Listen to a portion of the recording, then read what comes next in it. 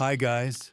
Let's talk about where regular folks slept in England back in the Middle Ages, say around the 1300s or 1400s. It wasn't like today. Most people didn't have separate rooms just for sleeping. Instead, almost everything happened in one main room. This was the main space in their house. The house was usually pretty small and not fancy at all. Many houses were built using a method called half-timbering. That means the frame was made of wood beams you could see, and the spaces in between were filled with a mix of woven sticks and mud or clay, which they called wattle and daub. The roof was often covered in thatch. Thatch is just dried reeds or straw bundled together tightly. It was common stuff. Houses like this were everywhere, in little villages scattered across the countryside. Places maybe a day's walk from something big like Stonehenge, though people then probably just thought of those stones as some old rocks. Not a big deal. You'd find them inside old walled towns too, like within the walls of York or London, squeezed close together. This one main room was where life happened during the day. People cooked their meals over a fire in a fireplace built into the wall, called a hearth. The hearth was important because it gave heat and light. They ate their food in this room. They fixed their tools, or maybe did some weaving here. Kids played on the floor if it wasn't too crowded. Animals might sometimes be brought inside if it was very cold, especially in smaller farmhouses. It was a busy place when the sun was up. When it got dark, which happened early, especially in winter, things changed. Without good lights, maybe just a dim rushlight, a reed soaked in fat, or the glow from the hearth's embers, doing much was hard. So people went to sleep. And guess what? They slept right there in that same main room where they did everything else. Everyone slept together in this space. The whole family.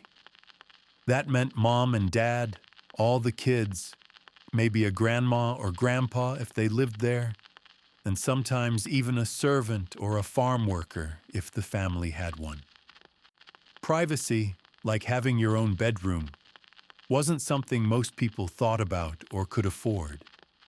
They all just bedded down together on the floor of the living space. It was normal. Imagine a family of 6 or 8 people, maybe more, all settling down for the night in one room that also smelled a bit like the dinner they cooked and the smoke from the fire. The air could get pretty thick, especially since chimneys weren't always great at letting all the smoke out. The walls might be damp sometimes because of the English weather, which is often rainy. So where did they actually sleep? Well, it wasn't usually on a raised bed with a mattress like we know it. Those cost money and took up space. For most regular people, the floor was the sleeping spot. But they didn't just lie down on the hard, packed earth or stone floor directly. That would be cold and uncomfortable. Instead, they spread out a layer of straw or dried rushes all over the floor where they slept. Rushes are like tough grasses that grow near water. Sometimes, if they were doing a bit better, they might have a rough cloth sack or a big bag stuffed with straw or dry leaves. This sack was their mattress. People called this kind of bedding a straw pallet, or just the straw. After the harvest time, the straw might be newer and fresher. Other times, especially later in the winter, it might be old, broken down, and kind of dusty or crumbly. They didn't change it super often. They'd just sweep out the worst of it and add new straw on top sometimes, or replace a big bunch when it got too lumpy or smelly. That was about as comfortable as sleeping got for most folks in that one room. Nobody expected fancy beds. The fire in the hearth would slowly die down to just glowing embers as the night went on. The room would get colder. It would get very dark, except for maybe the faintest red glow from the hearth or the tiny flickering light of a rushlight if someone had bothered to light one, which they often didn't to save the fat. Everyone would huddle down on their bit of the straw. They might pull rough wool blankets over themselves, or just use their outer clothes or cloaks as covers. People back then wore more layers of simple wool clothes day and night anyway. Then, they would try to sleep until the morning light came through the small, often unglazed windows, covered maybe with oiled cloth or a wooden shutter, or until something woke them up. A baby crying, someone snoring, the cold, animals outside, or needing to use the outdoor toilet area, which was just a pit or a ditch somewhere away from the house. It wasn't complicated. One room, one space for cooking, eating, working, and sleeping. One shared pile of straw on the floor. That was the normal, everyday setup for a huge number of people living in England during those centuries. Whether you lived in a tiny hamlet near the old stones of Stonehenge on Salisbury Plain, or in a cramped lane within sight of the huge York Minster Cathedral, or along the Thames near London Bridge. If you were an ordinary person, this single-room living and sleeping was likely your reality. The big churches or castles were places you saw, maybe even worked on, but they weren't where you slept. You slept on the straw on the floor in your one room. When morning came, you got up, stirred the fire, and started the day right there again. It was simple, crowded, and just how things were done back then. People didn't know anything different, so they didn't complain much about it. It was normal life. The sounds of the night were the sounds of your family breathing. Maybe the wind whistling through gaps in the wattle and daub, or an animal outside, and the crackle of the dying fire. Then morning came, and it was time to get up and work. Usually starting by getting the fire going again in the same hearth right there in the same room where everyone had just been sleeping. The straw might be kicked aside a bit or left there until later. There wasn't a big routine of making beds like today. You just got up and started the day. The room switched from sleeping space back to living space pretty quickly. The smell of smoke and maybe cooking would replace the quiet smells of the night. It was all the same place. That's how it was for most folks sleeping in medieval England. Not much changed day to day. It was just life in that one room, on the straw. Simple, crowded, normal. Nothing exciting to report, really. Just people trying to rest in the space they had, using what they had, which wasn't much beyond the basics. The big famous places like the Tower of London or Canterbury Cathedral were far away from the daily reality of sleeping on a straw pallet in a smoky, single-room house in a village or a crowded town street. Those landmarks existed, but they didn't change how ordinary people slept. They slept on the floor, together, in the main room. That's the main point. Day in, day out, for generations. The straw got replaced sometimes. The people grew up and had kids who also slept on the straw. The thatch roof needed fixing now and then. The wattle and daub might need patching after heavy English rain. But the way of sleeping, in that one room together, stayed pretty much the same for a long, long time. It was just the way it was done. Nothing fancy.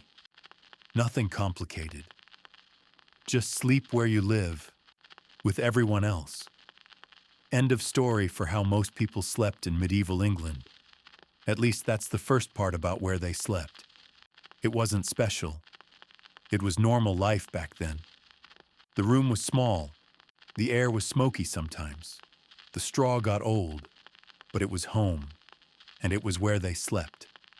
Every night, in England, during the Middle Ages, in houses made of wood and mud and straw, under thatch roofs, near places we now think of as important, but which were just part of the landscape to them, like Stonehenge, or the big walls around York, or the river in London, just places, while they slept on straw on the floor in their one room. That's it. That's how it was for sleeping for most people. Simple and straightforward, no extra frills, just the basics. Sleep, get up, work, sleep again, in the same space, with everyone, on the straw, night after night, year after year, in medieval England. Okay, that covers the place. It was just the main room. One room for everything, including sleep, for almost everyone who wasn't rich, which was most people. So most people slept like this, on the floor, on straw, together, in England. Back then, the end of this part. Morning would come, and they'd start over. But that's not part of the sleeping part. That's later. For now, they were asleep, on the straw, in the room, together, in medieval England. That's the first thing about how they slept. Where? It was the main room. Let's move on from where people slept to what they actually slept on back in medieval England, especially around places like London or Canterbury. For most regular folks, the fancy beds you might picture weren't really part of their lives. Forget mattresses stuffed with feathers or springs. What people used was much simpler and, honestly, pretty basic. Think about that main room we talked about last time. The floor was often just packed earth. Maybe some stone if you were in a slightly better house in a town like York near the old walls, or near the Thames in London. Lying straight on that hard surface all night. Not comfortable, not warm. So people put down a layer of stuff. The most common thing was straw. Dry straw, spread out in a thickish layer in the corner or along the wall where the family slept. Sometimes it was dried rushes, which are like tough grasses you find near rivers, maybe even gathered down by the Fleet Ditch in London before it got really bad. This stuff was cheap and available, especially after the harvest. Farmers had plenty.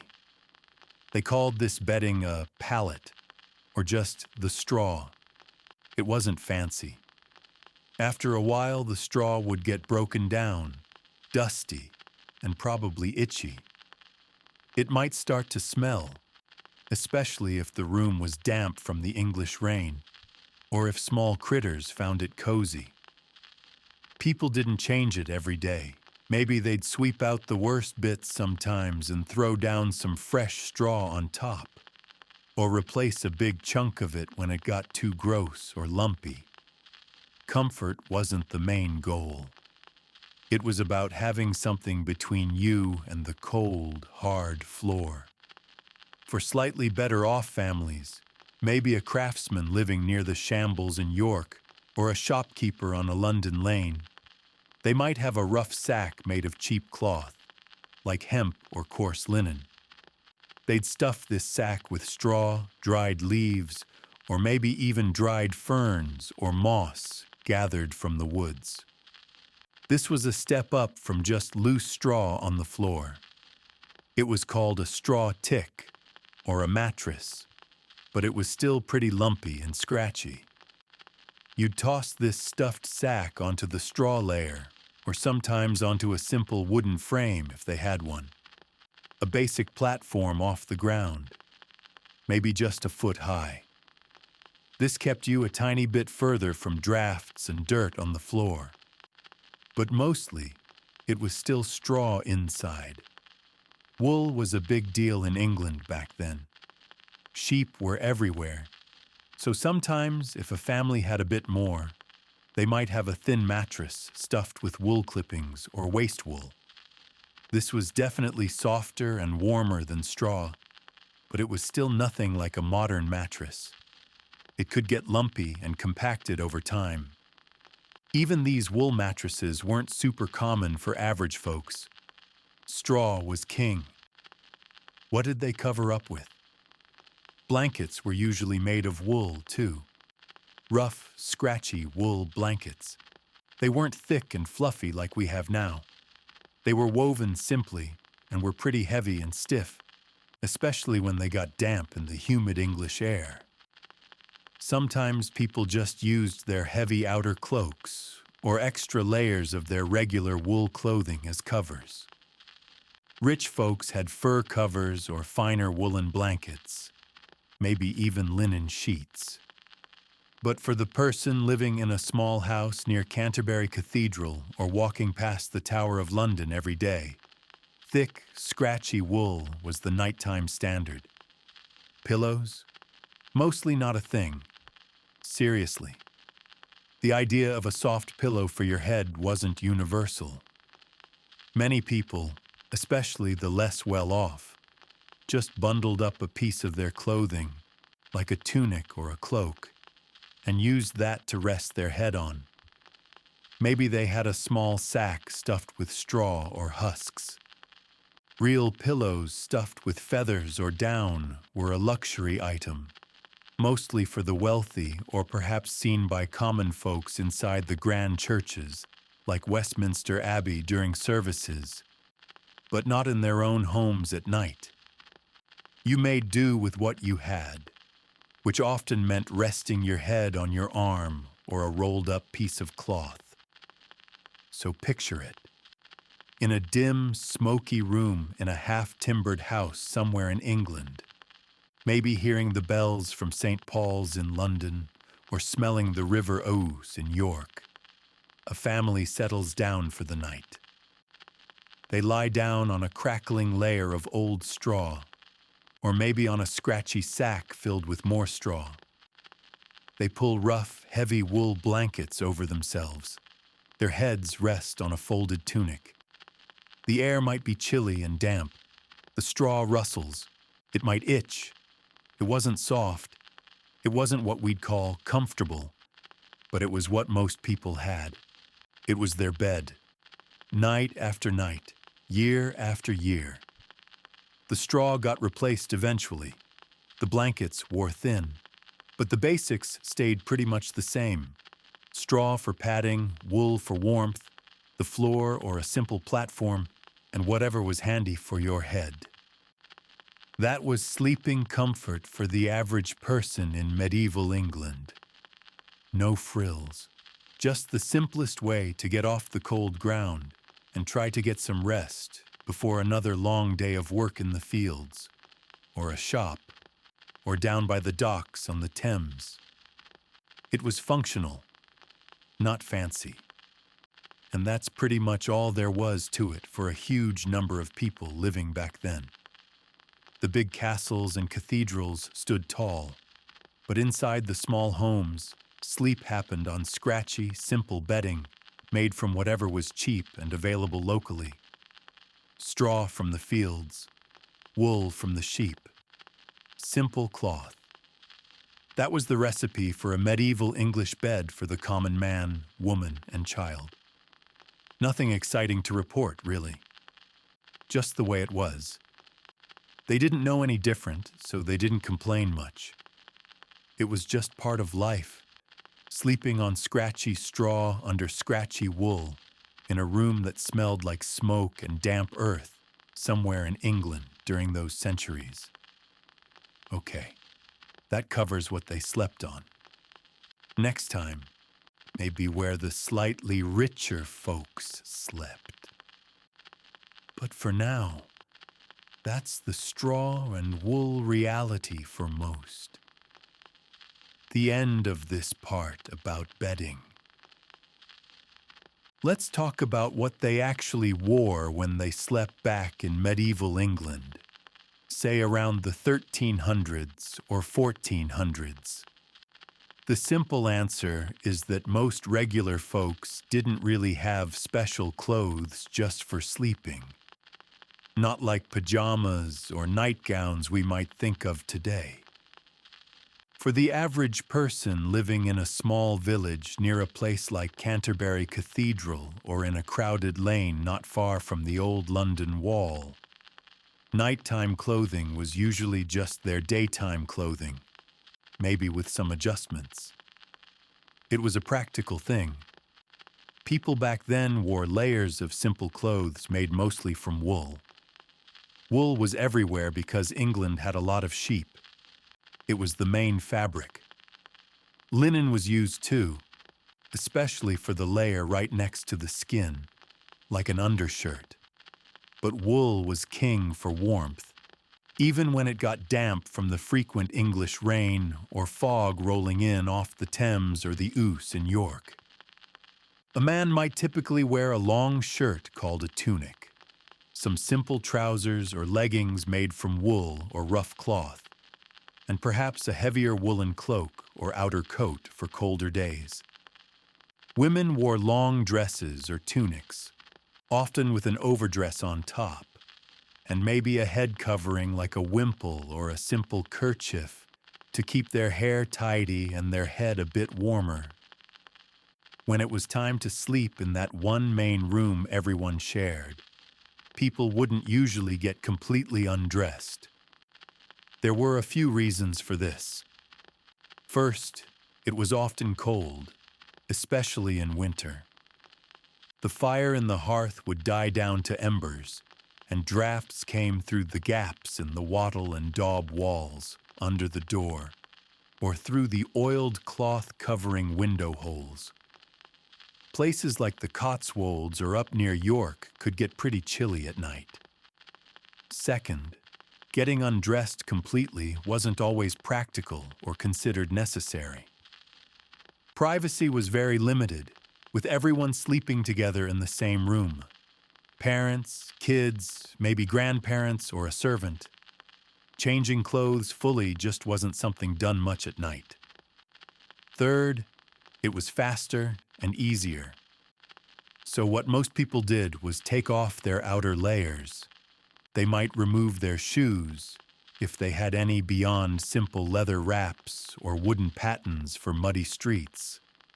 They might take off their belt, and perhaps their heavy outer wool tunic or overdress. But the basic underlayer, like the long shirt or smock, usually stayed on. This long shirt, often made of linen or coarse wool, was essentially their underwear and also their base layer for sleeping. It wasn't special sleepwear. It was just the clothes they had on under everything else. Sometimes, if it wasn't too cold, maybe on a rare warm summer night down near the coast in Sussex or Kent, they might take off their outer wool tunic or dress and just sleep in that long undershirt or smock. But very often, especially in the colder months, which were most of the year in England, they would sleep in most of their day clothes. They might pull their wool cloak over themselves like an extra blanket, or use a rough sackcloth covering. The main idea was to stay warm enough to sleep, not to be comfortable in fancy sleep clothes. Comfort wasn't really the big goal. Survival, avoiding freezing, and getting some basic rest were the priorities. So you'd see folks bedding down on their straw pallet, wearing their wool leggings and their tunic, or their wool dress, maybe loosened a bit at the neck or waist, but still very much on. Their head covering, like the kerchief or coif, might stay on too, for extra warmth on their head and ears in the drafty room. Even their stockings or hose might stay on their feet. For little kids, it was much the same. They wore smaller versions of adult clothes, simple tunics or smocks made from whatever fabric was available, often hand-me-downs or rough homespun wool. They usually slept in these clothes too. Babies might be swaddled tightly in long linen strips, which was a common practice people thought helped them grow straight and kept them warm and secure, preventing them from startling themselves awake. Then the swaddled baby would be placed near their mother on the straw for warmth and feeding during the night. Now, for the folks who were a bit better off, maybe a merchant living near the Guildhall in London, or a minor landowner in a village within sight of York Minster or the walls of Chester. Things might be slightly different. They might afford a separate sleeping space, even if it was just a corner curtained off in a larger room. They might have access to finer, softer linen for their undergarments. They might have a specific, looser shirt or a simple gown made of linen that they wore only for sleeping. But even for these slightly richer people, it wasn't usually a radically different outfit bought just for bed. It was often just a cleaner, perhaps longer or less worn-out version of their basic undertunic. Not something you'd find in a special store called sleepwear. They still relied on layers and heavy wool blankets for warmth. The very wealthy, like lords living in castles like Windsor or Warwick, or bishops in palaces near cathedrals like Lincoln or Durham, definitely had proper nightshirts and maybe even robes, often made from finer linen or even imported silk. These might be seen by servants or glimpsed during rare visits, but that world of silk nightwear was completely separate from the reality of the common person living near the Thames docks in Southwark or farming near Stonehenge on Salisbury Plain. Their scratchy wool was the nighttime standard. A big reason for sleeping in day clothes was simple practicality. Getting fully dressed in the dark, cold morning, especially in a single room with only the faintest gray light coming through an oiled cloth window or a crack in the shutters, was difficult and time-consuming. Candles or rushlights cost money. If you were already wearing most of your clothes, your smock, your tunic, your leggings, you could just get up, pull on your outer tunic or dress over it, fasten your belt, slip on your shoes or pattens, and start your day much quicker. This was important when your day started before dawn. Also, clothes weren't washed very often. Water had to be hauled, heated over the fire, and washing took time and effort. Wool, especially the thick outer layers, wasn't easy to clean frequently and could shrink or felt. Linen undershirts might be washed more, but still not daily. So wearing them day and night wasn't seen as particularly strange or overly dirty by the standards of the time. Lice and fleas were common facts of life for everyone, rich or poor. Sleeping in fine feather beds in castles like the Tower of London, or on straw in a hut near Runnymede, partly because of the infrequent washing of bodies and clothes. The scratchiness of the wool was just part of life. So picture a family settling down for the night in their half-timbered house somewhere in England. The bells from the local parish church, maybe Saint Mary le Bow in London, or a smaller, simpler church in a village near Hadrian's Wall, have rung for curfew, signaling it's time to be indoors. The room is dark, except for the faint red glow from the hearth's embers. They kick off their rough leather shoes or set aside their wooden pattens near the door. Dad takes off his belt and his heavy outer wool tunic, folding it roughly or just dropping it nearby. He sleeps in his woolen leggings and his long linen shirt. Mom might loosen the laces or ties on her wool dress, but keeps it on over her smock, perhaps keeping her head kerchief tied for warmth. The older kids curl up in their smaller tunics and leggings. The younger ones might just be in their smocks. They pull the scratchy, heavy wool blankets over themselves. No one changes into special, soft pajamas. The clothes they worked in the fields near Glastonbury Tor, or sold goods in a stall near London Bridge, or mended nets by the coast, are the same clothes they sleep in. It was just simpler, warmer, saved time, and was more practical given the lack of privacy and the cold. And that was pretty much it for sleepwear for most people across England during those centuries.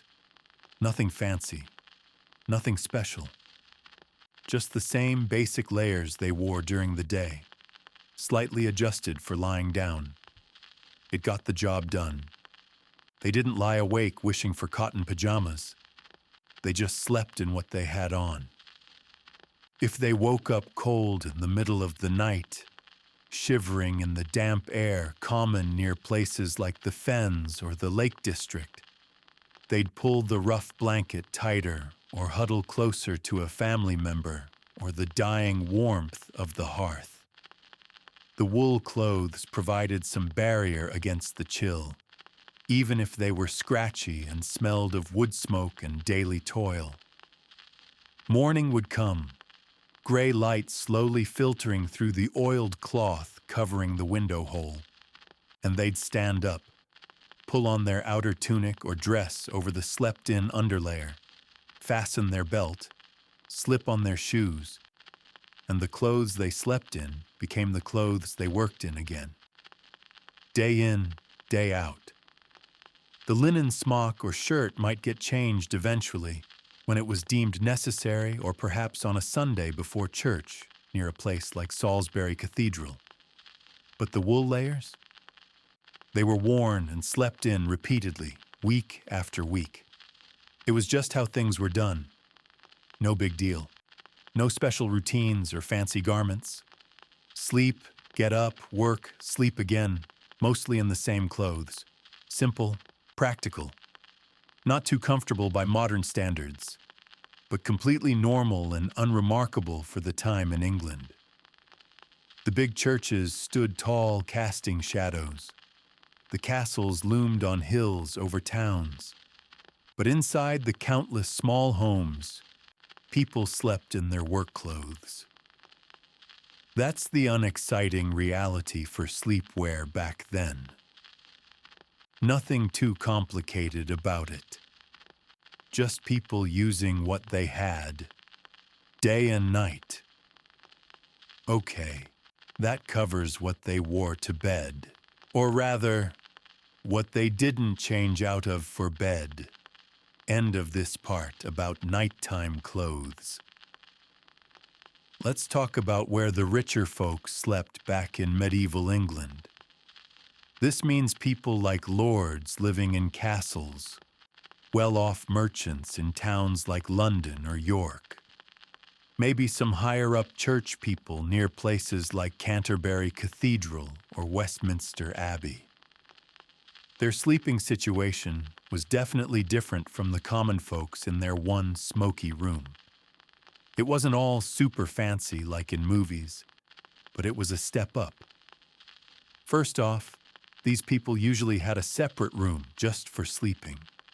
It wasn't always huge, but it was their own space, away from the main hall or the kitchen.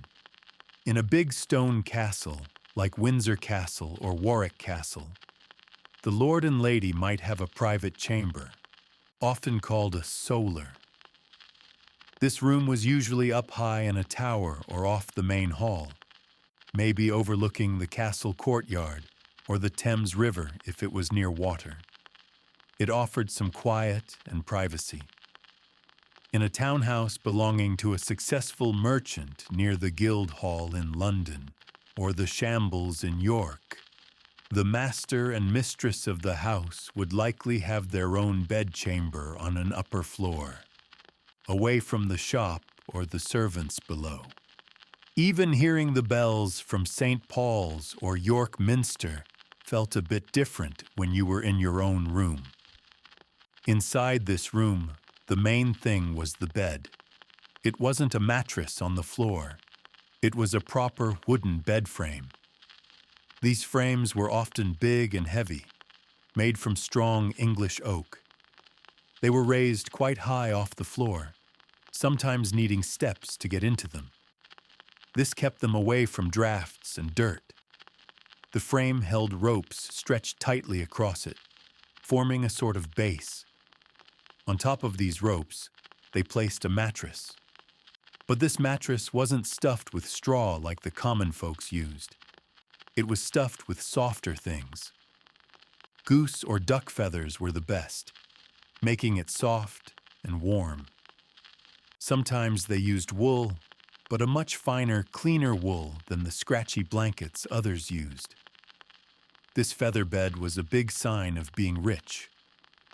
Around this bed, there were often curtains, heavy cloth hangings, maybe made of wool or even velvet for the very rich, hung from the bed frame or from a special frame around the bed, called a canopy.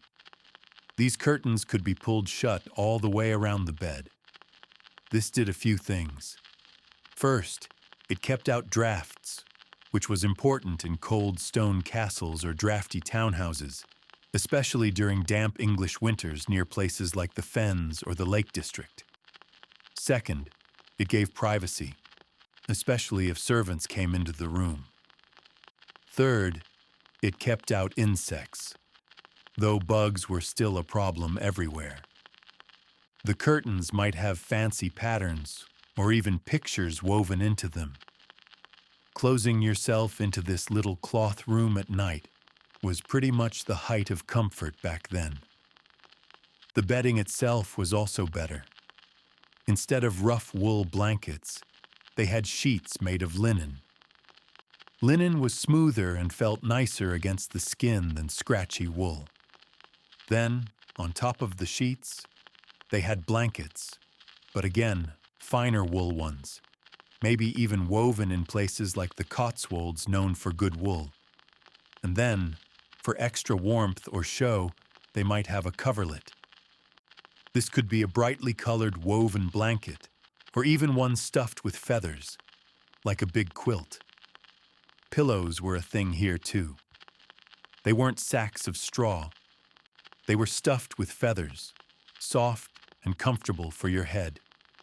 They might have pillowcases made of linen too. The room itself might have a few other things. Maybe a chest for storing clothes and valuables, often locked. Perhaps a small table and a stool. There might be a fireplace to keep the room warm, which was a huge luxury. A fireplace meant you didn't have to rely on the main hall fire downstairs. A servant would come in to tend it. Windows might have shutters to keep out the cold and dark, and sometimes even panes of glass, which was incredibly expensive and rare. Mostly, it was just shutters or maybe oiled cloth. If you were a bishop living near Durham Cathedral, you might have slightly nicer glass. Rushes or straw were still sometimes strewn on the floor, but it was cleaner straw, changed more often, and maybe even sprinkled with herbs to smell nicer. But it was still straw on the floor. Life wasn't perfectly quiet, though. Even in a private chamber in the Tower of London, you might hear guards changing watch, horses in the courtyard, or the general noise of the city or castle outside. But it was definitely quieter than sleeping in the main hall with dozens of people. Getting ready for bed might involve a servant bringing warm water to wash your face and hands. You might change into a special nightshirt, a long linen garment, instead of sleeping in your day clothes. This was another sign of wealth. having clothes just for sleeping. The lord or lady would climb into the high bed. The curtains might be drawn shut by a servant, and a candle or small oil lamp might be left burning low for a little while, casting flickering shadows on the stone walls or timbered ceiling before being blown out. Waking up was different too. A servant might come in to open the shutters, rebuild the fire, and bring warm water again. You'd get dressed in your proper clothes for the day, maybe with help.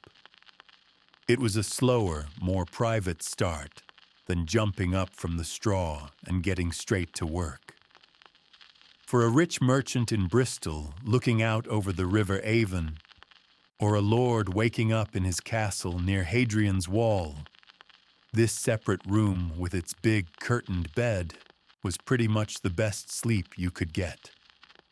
It wasn't perfect by today's ideas, still drafty, still potentially buggy, still smelling a bit of smoke and rushes, but compared to sleeping on straw in the main room, it was a world apart. It showed your status. Having your own sleeping space, a big soft bed with curtains, and fine linen sheets was what being wealthy meant for sleep in medieval England. It wasn't for everyone, just the people with money or power. Everyone else made do with the floor or a simple straw tick in the common room. But for those who could afford it, this was the way. A quiet room, a high bed, curtains drawn. That was comfortable sleeping back then. Okay.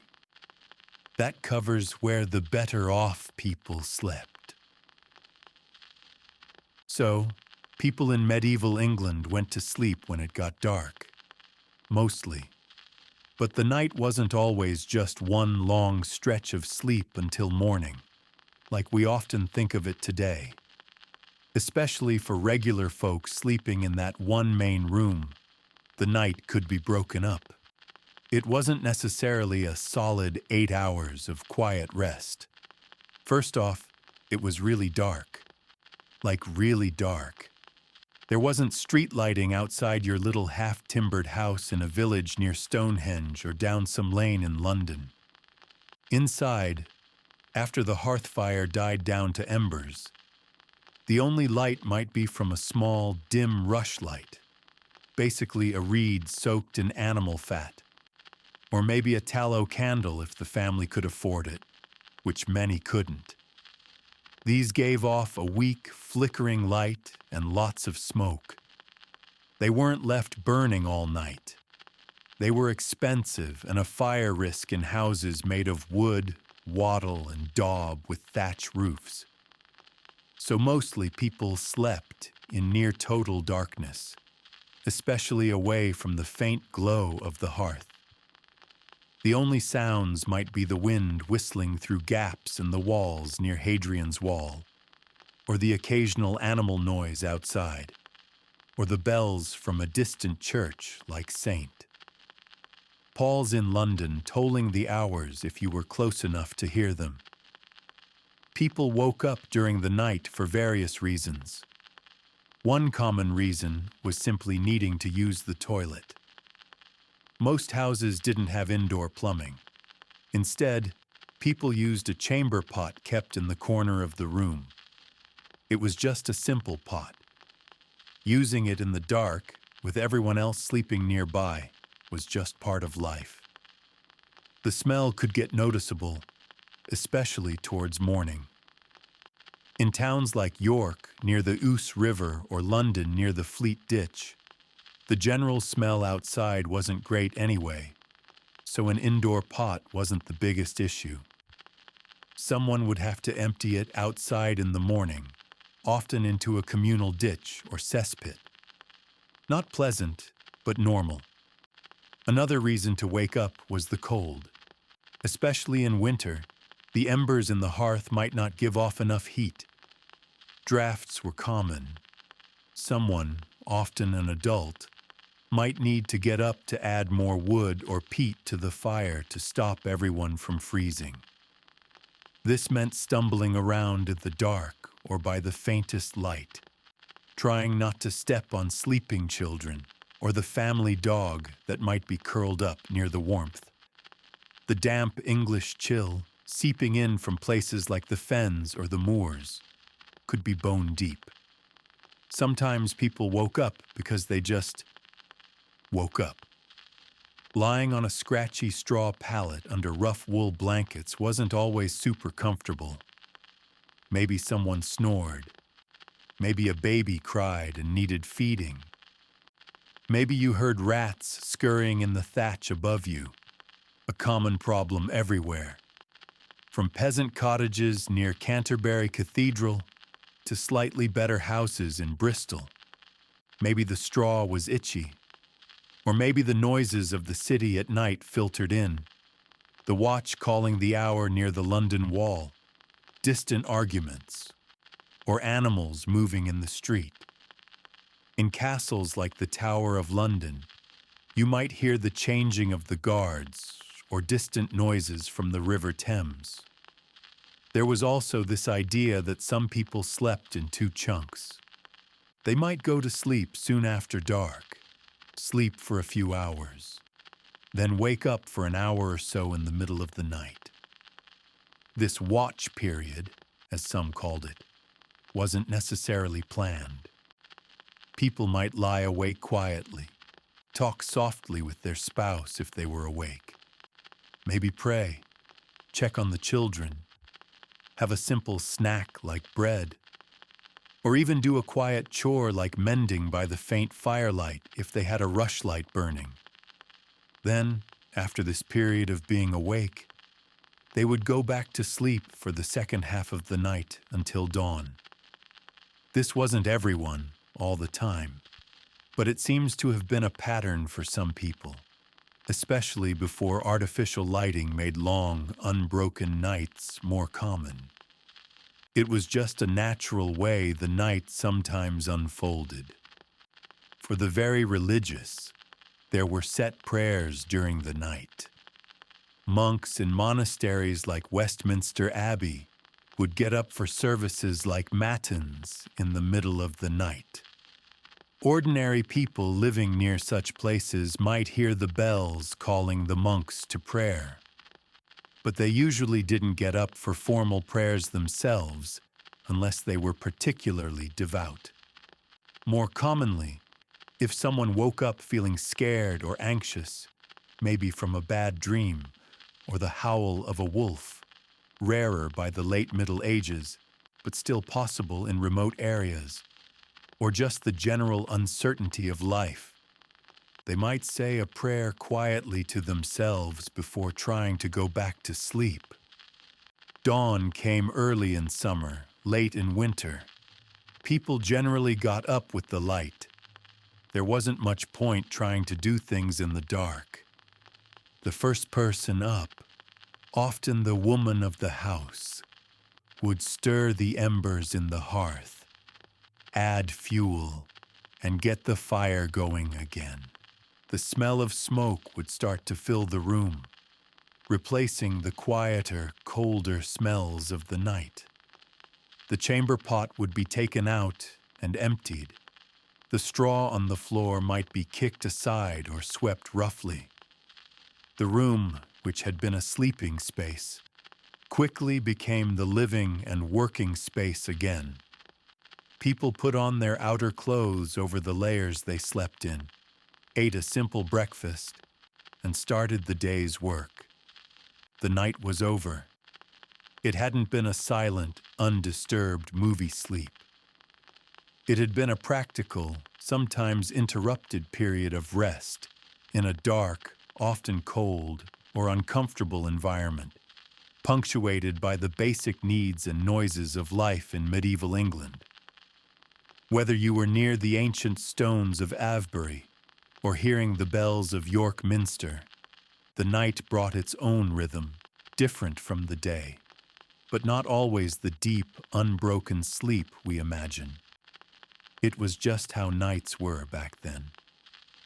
People accepted the interruptions and the darkness as normal parts of life. Okay. That covers how the night passed for sleeping folks back then. So, people back in medieval England didn't just sleep. They had some thoughts about it, and especially about dreams. It wasn't like today where we might just shrug off a weird dream. For them, sleep and dreams could mean something more, tied into their beliefs about the world, God, and the things they couldn't see. Most folks, whether living near the old stones of Stonehenge on the Salisbury Plain, or in a cramped house hearing the bells of St. Paul's in London, believed sleep was necessary. It was when your body rested and got its strength back after a long day working in the fields near Canterbury, or hauling goods by the Thames docks. Without sleep, you couldn't work properly the next day. That was pretty much the basic, practical view. Going without sleep too long made you weak and fuzzy-headed, and everyone knew that from experience. But dreams were a different story. Many people thought dreams weren't just random nonsense. They could be messages.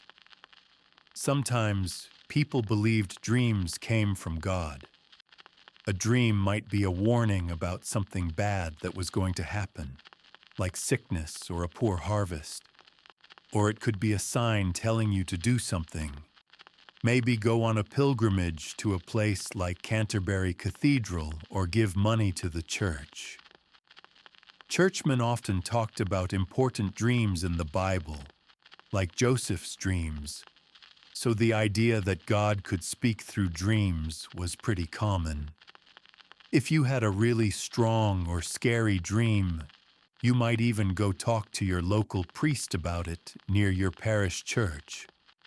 Whether it was a grand one like York Minster or a small village church. On the other hand, people also worried that bad dreams could come from the devil or evil spirits. A nightmare wasn't just a bad dream.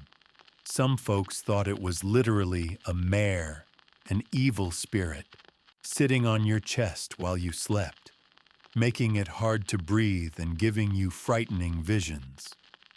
People living near places associated with old stories, like the wild moors around Dartmoor or the deep forests near Sherwood, might be especially likely to think about spirits causing bad dreams. To protect themselves, some might say prayers before bed, or hang special herbs near where they slept, like over the straw pallet in the main room or near the curtained bed in a merchant's house in Bristol. There were also ideas about dreams predicting the future or revealing hidden truths. A dream about finding money might make someone hopeful about their luck turning around. A dream about a relative who had died might be seen as that person visiting from the afterlife, maybe giving advice or asking for prayers. This kind of thinking wasn't approved of by the church all the time, but it was pretty common among regular people trying to make sense of things. You might hear folks chatting about their dreams down by the River Ouse in York, or while waiting to sell goods at a market near London Bridge. People also paid attention to how they slept, sometimes. Sleeping on your right side was often thought to be better than sleeping on your left. Some old ideas, passed down from even earlier times, linked different sleeping positions to different moods or health.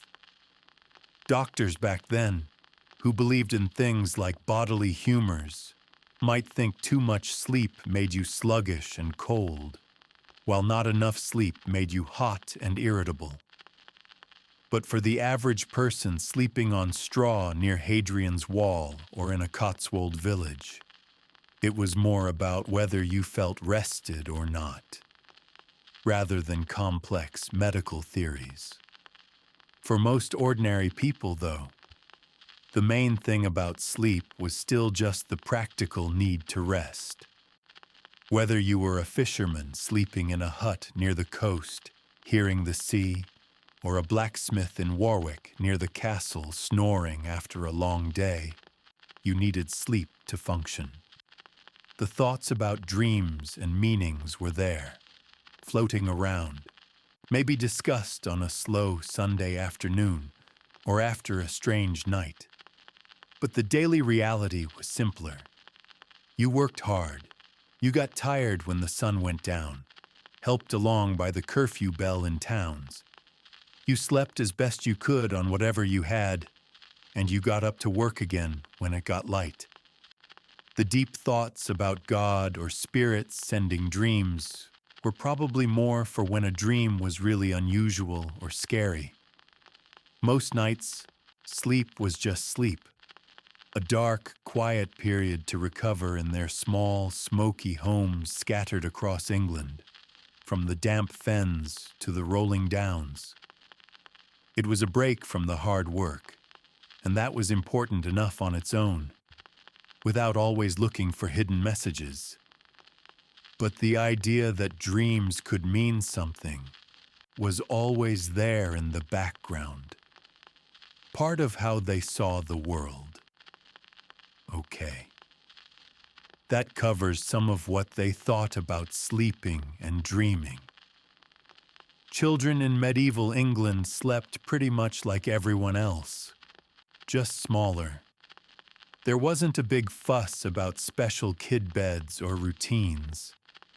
It was practical, fitting into the crowded, single-room life most people had near places like Canterbury Cathedral or the bustling lanes of London.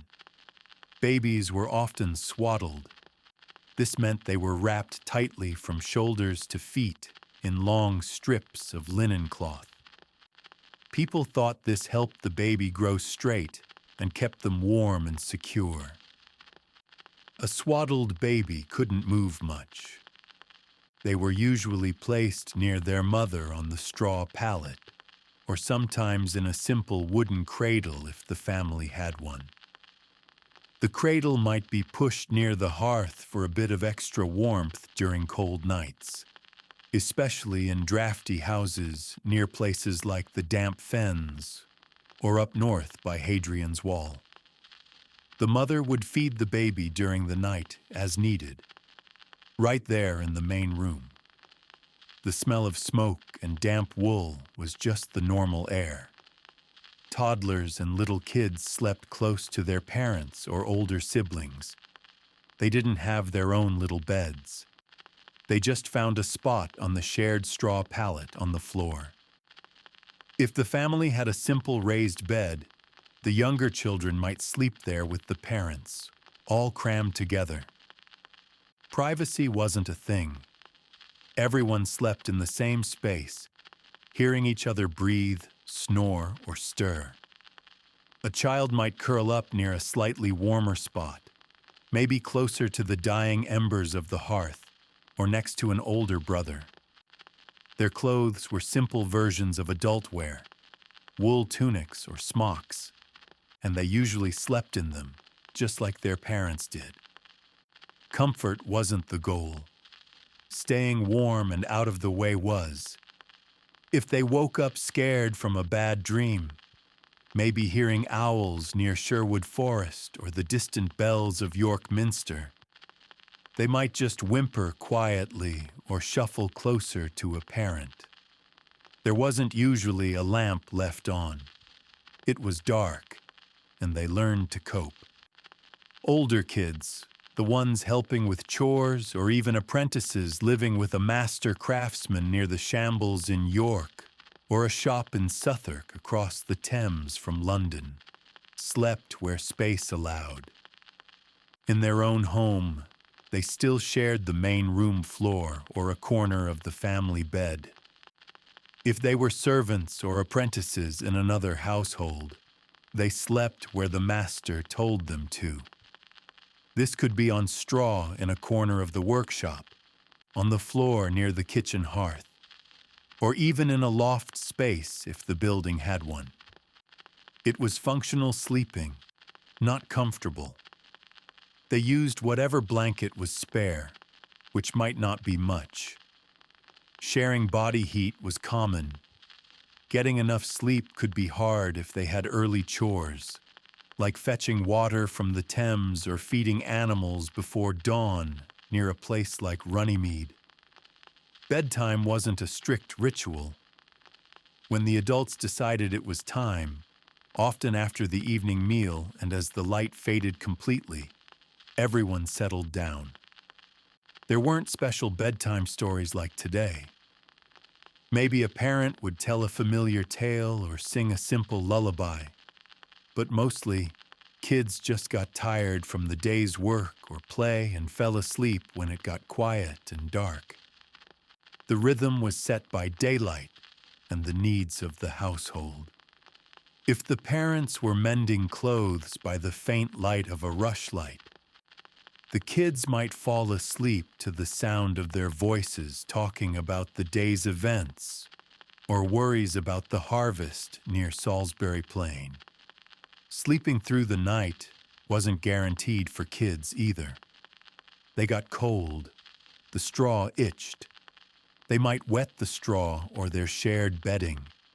They could be woken by a younger sibling crying, a parent getting up to tend the fire or use the chamber pot, or noises from outside. Animals, the night watch calling in towns like London near the old wall, or the wind howling through the thatch on a cottage near Dartmoor. If they shared the space with animals brought in for warmth in winter, that added more smells and sounds. They learned to sleep through a lot, or just lie quietly awake in the dark until they drifted off again. There wasn't entertainment or comfort offered in the middle of the night. As children grew older, their sleeping arrangements changed slowly, if at all. A teenager might get a slightly better spot on the straw, maybe near the wall instead of the drafty door. If the family was doing a little better, perhaps a farmer with good land near the Cotswolds, or a shopkeeper in Bristol, an older child might even get a simple straw tick mattress of their own, but still placed on the floor in the common room. Only in very wealthy households, like those of merchants near the Guildhall or minor nobles visiting Westminster Abbey, would children have separate sleeping spaces or small beds with proper bedding. For the vast majority, childhood sleep meant sharing the crowded, often uncomfortable main living space with the whole family, night after night, year after year. It was simply how things were done. They didn't know anything different. They slept where they were put, in the clothes they wore, waking and sleeping to the rhythms of the household and the dark English night. Whether in a smoky hut near Stonehenge or a slightly larger house hearing the bells of Canterbury. It was unremarkable, just part of growing up. There wasn't a concept of a special children's bedtime. Sleep happened when the day ended and the room got dark and quiet enough. That was it. Okay? That covers how kids slept. Over time, the way people slept in England started changing, very slowly. This wasn't like flipping a switch. It took ages, creeping along over many years, even centuries, shifting bit by bit from how things were in the earlier Middle Ages. It wasn't dramatic, just a gradual drift towards something a little different by the time you get closer to, say, the 1500s or 1600s. Think of it like the Thames slowly changing its course over a very long time, not overnight. One of the biggest slow shifts was in the houses themselves, especially for folks who weren't dirt poor. More people, particularly in towns like London or Bristol, or successful farmers out in the countryside near places like the Cotswolds or East Anglia began building houses with more than one room. Instead of just the single big hall where everything happened, you started seeing houses with separate spaces. This meant that sleeping could sometimes move out of the main living and cooking area. A family might have a small chamber, maybe upstairs or off to the side, just for sleeping. It wasn't always fancy, maybe just a partitioned corner or a loft space reached by a ladder. But it offered a bit more privacy than everyone sleeping together next to the hearth where the cooking smells and smoke lingered. Waking up near York Minster, you might still hear the city, but you weren't necessarily sharing your straw with the chickens anymore. The main room was still busy, but the sleepers were a bit apart. Along with more rooms came changes to the buildings themselves. Fireplaces with proper chimneys became more common, slowly replacing the old open hearths in the middle of the floor. This meant smoke could go up and out more efficiently. Sleeping in a room with a chimney meant less smoky air, which was probably a bit better for breathing, even if the room was still often chilly. Drafts were still a problem in houses made of wattle and daub near damp areas like the fens, but the air quality improved a tiny bit. Windows also saw slow improvements. While glass was still expensive, shutters became better fitted, and occasionally, small panes of glass might appear in the homes of wealthier merchants near the Guildhall in London, or prosperous wool traders in Salisbury, letting in a little light while keeping out more cold than just oiled cloth could. What people slept on also saw some minor evolution, though straw remained king for most. For families doing a bit better, simple wooden bed frames became slightly more common, even if they were just low platforms. This got people a few inches off the dirt or stone floor, away from some drafts and dampness. The straw pallet or tick mattress might be placed on this frame instead of directly on the ground. Feather mattresses, once only for the very rich like those living near Windsor Castle, started to trickle down a little further. A well-off yeoman farmer or a skilled craftsman in Norwich might save up for one, seeing it as a mark of comfort and status, though it was still a big investment. Wool blankets remained standard, but maybe a bit finer or thicker if the family could afford it. The idea of dedicated sleepwear also started to inch forward, but only for those with extra resources. While most people still slept in their day clothes or underclothes, the slightly wealthier might own a specific long linen shirt or a simple nightgown used only for sleeping. This was still far from common, but the concept of changing into something different for bed began to exist beyond just the nobility and their castles like Warwick. It was a small step toward separating sleep from the rest of the daily grind. Even the rhythm of the night might have shifted slightly for some. As more houses had better ways to light interiors cheaply, like slightly better candles, and perhaps a bit more security in growing towns or enclosed farmsteads, the old pattern of sleeping in two chunks with a wakeful period in the middle might have become less universal for some people. People might still wake up for practical reasons. A crying baby near Canterbury Cathedral, needing the chamber pot, adding fuel to the fire on a cold night near Hadrian's Wall. But the idea of a planned, quiet watching period in the middle of the night might have faded a bit for those who could afford to burn a light or felt safer. The strict tolling of the curfew bell in cities like London still dictated when respectable folks should be indoors, but the hours inside might have become a little more flexible for some. However, it's crucial to remember that these changes were incredibly slow and uneven. For a vast number of people, especially the rural poor, laborers in cities like York near the Ouse, or miners in the Peak District, life and sleep remained much as it had been centuries before.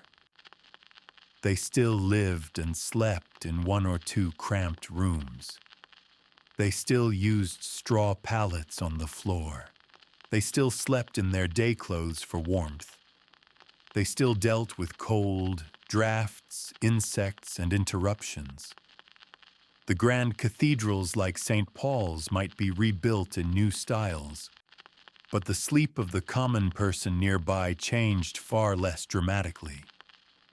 Progress was glacial and mostly benefited those already better off. So by the time you get towards the end of what we loosely call the Middle Ages and into the early modern period, sleeping in England wasn't completely stuck in the past.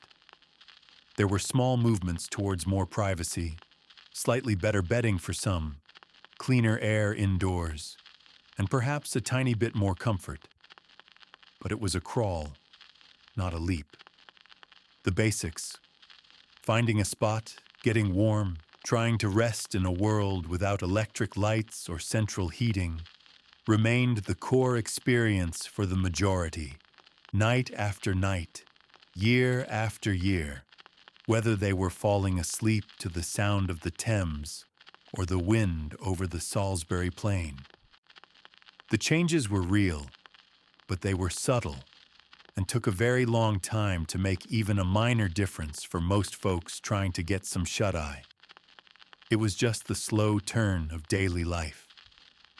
Okay, that covers the slow changes over time. End of the final part.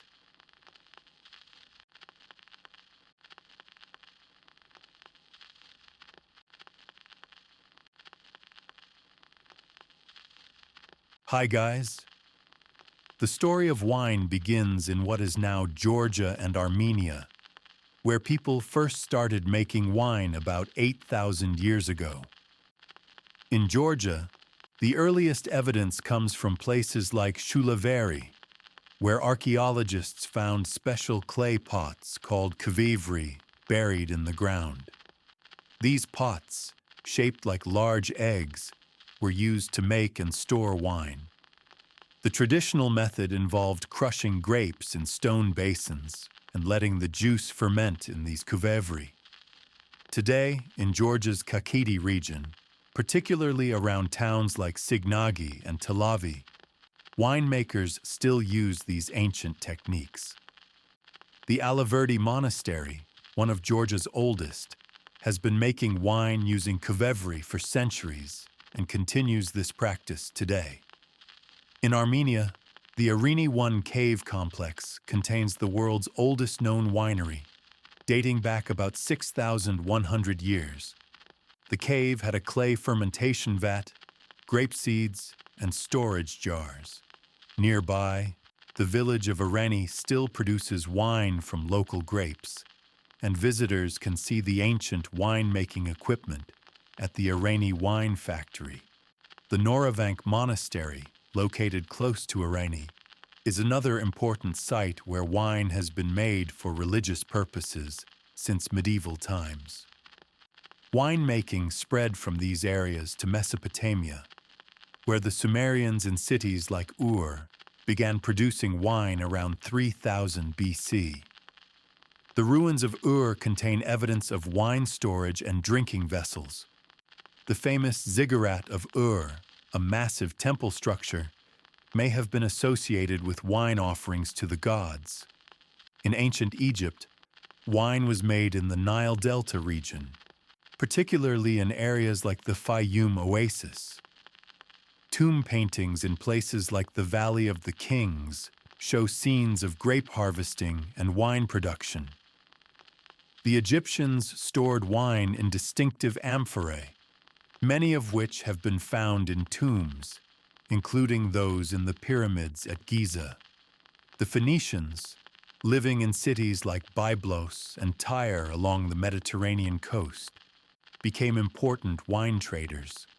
They built special storage facilities for wine and developed ports for shipping it to other regions. The ruins of these ancient cities still contain evidence of their wine trade. The Phoenicians spread winemaking to their colonies, including Carthage and modern Tunisia, where archaeologists have found large wine production facilities. On the island of Crete, the Minoans built elaborate palaces like Knossos that included special rooms for storing wine in large jars called pithoi. The palace ruins contain frescoes showing wine-related scenes, such as harvest festivals. Wine was also important in Mycenaean Greece, where palaces like Pylos had records of wine production and distribution. The Lion Gate at Mycenae, the main entrance to the ancient city, may have been associated with ceremonial wine offerings. As Greek civilization developed, wine became central to their culture. The Temple of Dionysus in Athens was dedicated to the god of wine, and the nearby ancient agora contained shops where wine was sold. Greek colonists brought winemaking to southern Italy, building facilities in places like Paestum, where the well-preserved temples stand near ancient vineyards. The Greeks also established wine production on islands like Thasos, where the ancient wine press can still be seen today. The Romans later expanded wine production throughout their empire, building large facilities in places like Pompeii, where the ruins of wine shops and taverns are preserved. The Villa of the Mysteries, just outside Pompeii, contains frescoes showing wine-related rituals. In Rome itself, the Monte Testaccio, an artificial hill made of broken wine amphorae, shows the scale of ancient Roman wine consumption. Roman wine presses and storage rooms can be seen at archaeological sites across Europe, from France to Germany to Spain.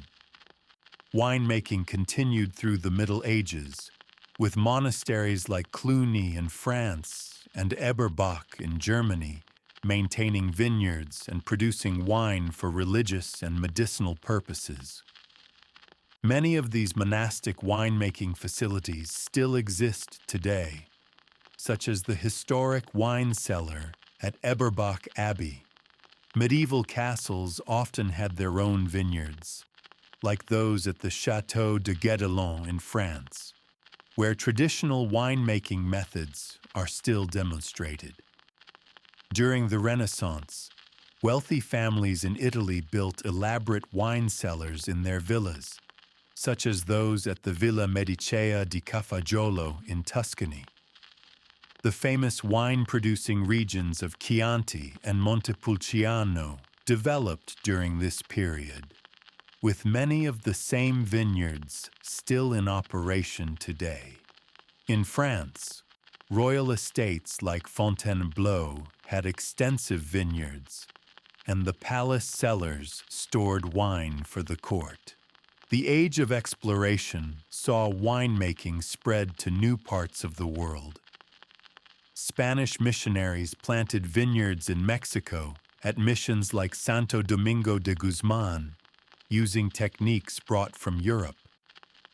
Jesuit missionaries established vineyards in Argentina and Chile, with some of these early winemaking sites still operating today, like the Jesuit estancia in Corolla, Argentina.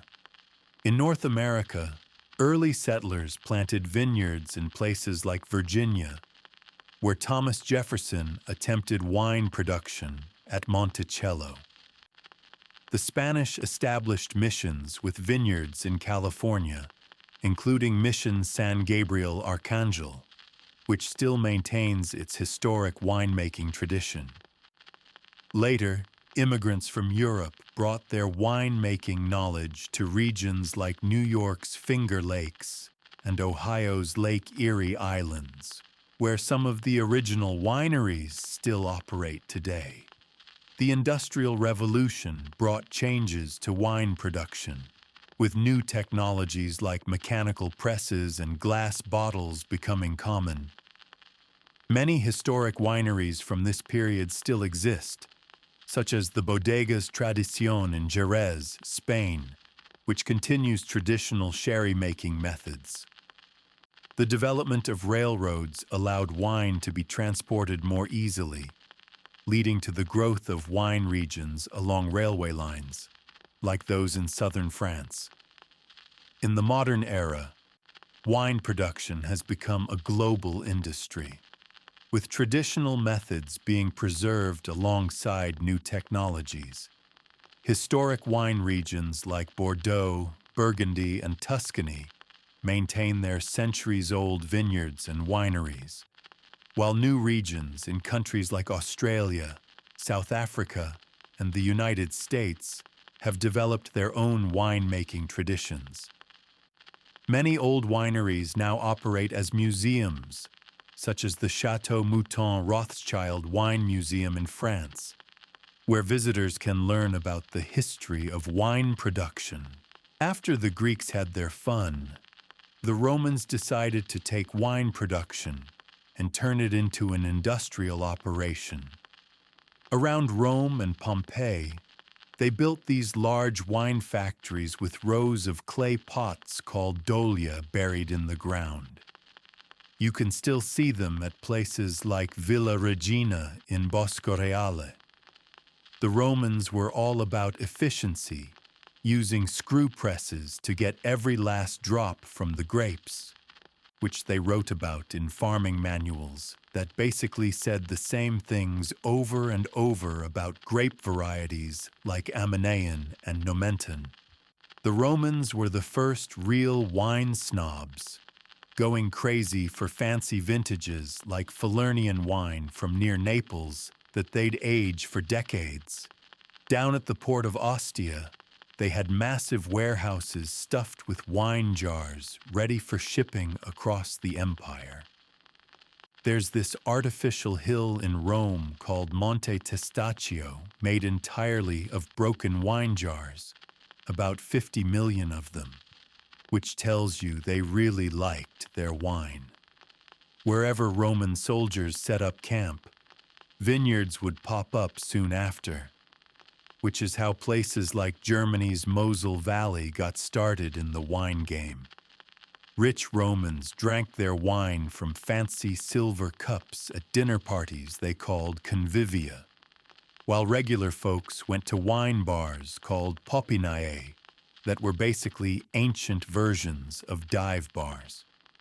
You can still see some of these in Pompeii with their marble counters and built-in storage jars.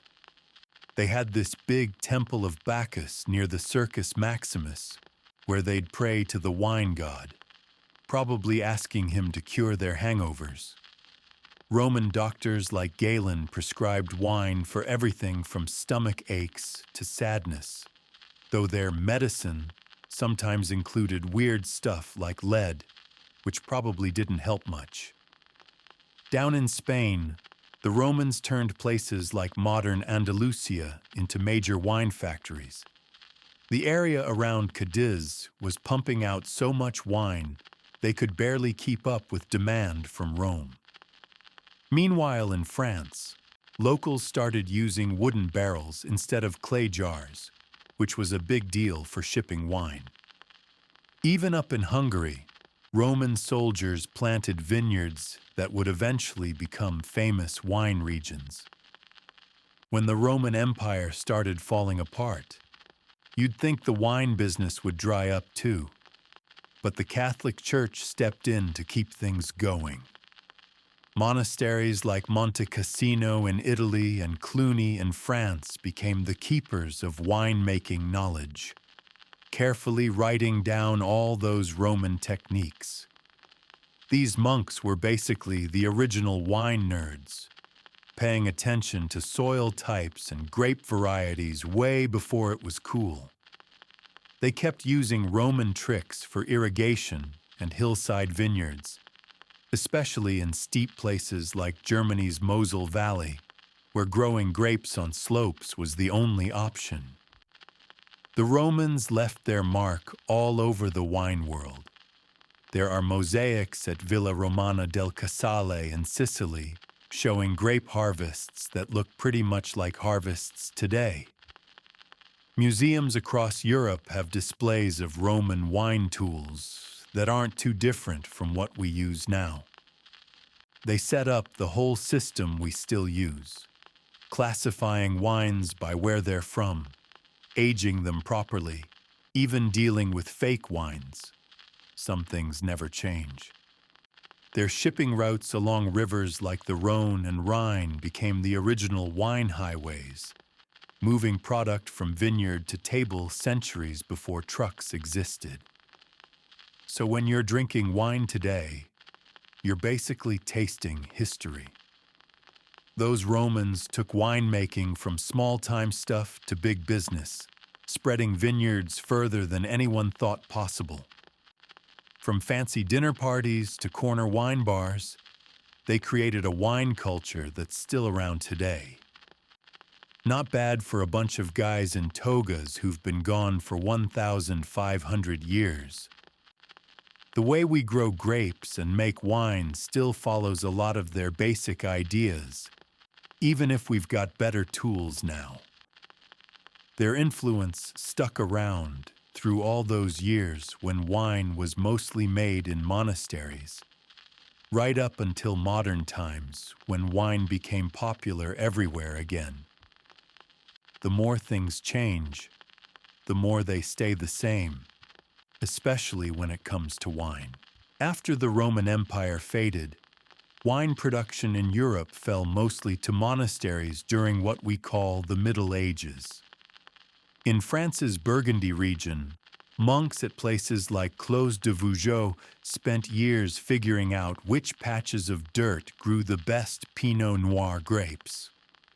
Their big stone winery from the 1100s still stands today, looking like a castle but for making wine instead of fighting wars. These monks kept detailed records of their vineyards that would make any modern accountant nod in approval.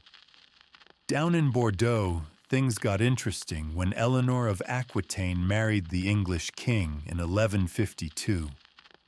Suddenly, the English couldn't get enough of that claret wine, and ships were hauling barrels across the channel non-stop.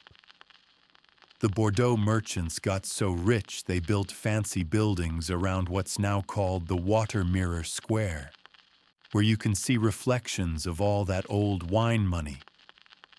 Meanwhile, in Portugal, monks at Alcobaça Monastery were aging their wines in cellars with vaulted ceilings that look like they're straight out of a history book. Germany's Mosel River Valley became prime real estate for Riesling grapes during this time. The steep slopes forced winemakers to build stone terraces that look like giant staircases to this day. Hauling grapes up and down those things must have been brutal work. The church ran the show here too, with places like Eberbach Abbey keeping strict records and using wine presses that look like torture devices now displayed in museums. Over in Italy, the Tuscany region started pumping out those straw-wrapped Chianti bottles everyone pictures when they think of Italian wine. Florentine merchants created the first quality control system in 1716, basically an old-timey version of today's wine regulations. Venice became the Mediterranean's wine trading capital, with merchants sipping local Veneto wines in bars along the canals that haven't changed much in 500 years. People drank wine differently back then compared to now. Instead of fancy glasses, they used wooden cups, animal horns, or just passed around a shared bowl. not exactly hygienic by today's standards. Rich folks might have metal goblets, but your average person made do with clay mugs. Doctors prescribed specific wines for different health problems, claiming certain types could cure everything from the plague to bad moods, which we now know is nonsense. The Catholic Church controlled most wine production during these centuries, using it for communion and running what amounted to Europe's largest wine distribution network. Pope Clement V even moved the church headquarters to Avignon, partly to be closer to the Rhone Valley vineyards, the original Holy Relocation package. Over in Hungary, they discovered how to make sweet Tokaji Azu wine from moldy grapes, which became a hit with royalty across Europe. When the Renaissance rolled around, wine started getting fancier. The Medici family in Florence threw parties with actual wine fountains, while Burgundy's dukes hoarded the best vintages for themselves. The big game changer came in the 1600s, with glass bottles that could be corked, finally allowing wine to be aged properly instead of drunk fresh like juice. This led to the start of wine collecting as we know it today. Wine production methods didn't change too much during these centuries. They still crushed grapes by foot in stone troughs and pressed them with wooden contraptions turned by hand. Storage improved slightly with better barrels, but the basic process remained the same from Roman times until the industrial age. The main difference was that monks and merchants kept better records of what worked where, slowly figuring out which grapes grew best in which locations. Trade routes expanded during this period, with wine being shipped farther than ever before. River systems like the Rhine became liquid highways for wine barrels, while sea trade brought Mediterranean wines to northern Europe. Taxes and tariffs on wine became major sources of income for cities and kingdoms, with toll stations set up along major transport routes. Some of these old wine toll buildings still stand along rivers in Germany and France. The whole system moved slowly toward what we'd recognize as modern wine culture. Regions became known for specific styles, quality levels started being formalized, and the idea of vintages, good years versus bad years, became more established. By the time Columbus sailed to America, Europe's wine traditions were deeply entrenched, ready to be exported to new worlds. The stage was set for wine to go global, but that's a story for next time. For now, just remember that every time you see a wine bottle today, it's carrying centuries of monastic record-keeping, merchant trading, and royal indulgence in its DNA. The expansion of wine production to the Americas followed predictable patterns. Spanish missionaries brought grapevines to Mexico in the 1500s, establishing the first vineyards near Parras to make sacramental wine. The Mission San Lorenzo became an early center of winemaking, using basic methods similar to those in Spain. Buildings from this period show simple adobe construction with open fermentation areas and shaded storage spaces. The tradition continues today at Casa Madero, which calls itself the oldest winery in the Americas, though the original mission buildings are long gone. California's wine story began with Spanish missions along El Camino Real. Father Junipero Serra planted vineyards at each mission from San Diego to Sonoma, using a grape variety now called Mission grape. The buildings followed standard mission architecture, whitewashed adobe walls, red tile roofs, and central courtyards. Some original mission wineries remain, like the one at San Gabriel Mission near Los Angeles, though most were replaced long ago. When Gold Rush settlers arrived, they preferred European grape varieties and established commercial wineries like Buena Vista in Sonoma, which still has its 1857 stone winery building. South America's wine industry developed around colonial settlements. In Argentina, Jesuit priests planted vineyards in Mendoza in the 1500s, using irrigation channels called acequias that still exist today. The traditional bodegas featured thick adobe walls and shady patios for fermentation. Some old wineries like Bodega La Rural in Maipú preserved these original buildings as museums. Chile's wine history centers around the Central Valley, where colonial haciendas like San José de Apalta combined wine production with other agriculture.